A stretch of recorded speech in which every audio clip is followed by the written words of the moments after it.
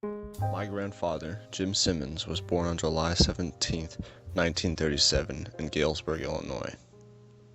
One of the first things he remembers growing up was the end of World War II. He was very young at the time, only 7 or 8, but he remembers certain parts of the war very clearly. My grandfather says that he remembers two different endings of the war in VE, as he called it, or Victory in Europe, and VJ, or Victory in Japan. My grandfather says he also remembers the death of President Roosevelt in 1945. He says he remembers seeing his mother and his neighbor listening to the news on the radio, and were actually so moved that they were crying.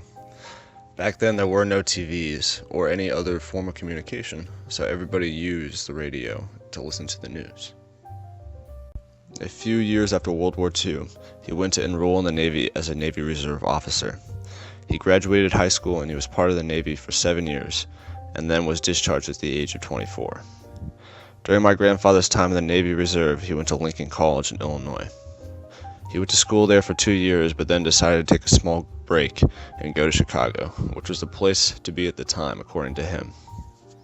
While my grandfather was in Chicago, he worked several different jobs, but one of the ones that affected him the most was him working in a refrigerator factory.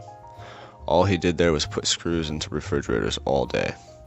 He later talked about he absolutely hated the job and how he couldn't believe that people had done this all their lives. It inspired him to seek out jobs that were unordinary and that weren't your everyday jobs.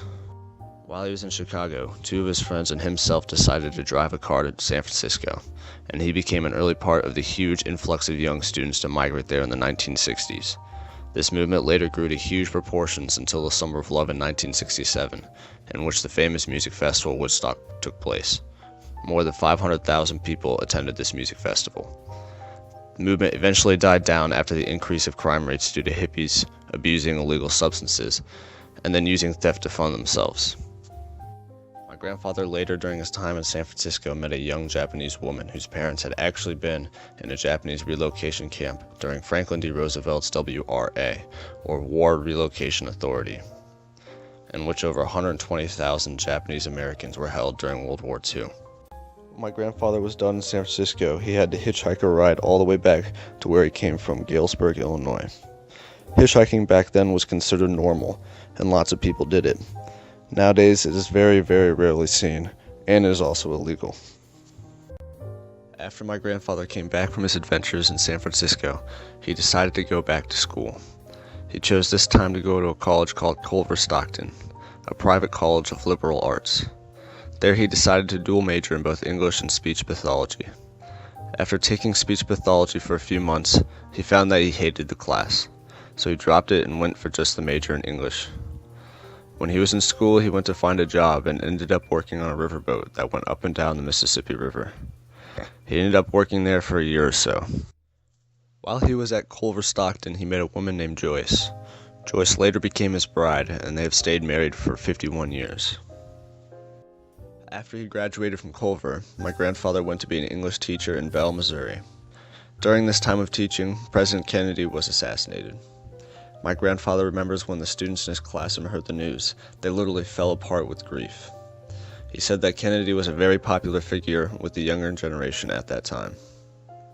After a year of teaching high school in Bell, it turned out not to be a good place for a teaching career due to the conditions of the school and students, so he went to Colorado to practice. He traveled around Colorado, going to many different schools, and ended up getting 6 to 7 different job offers.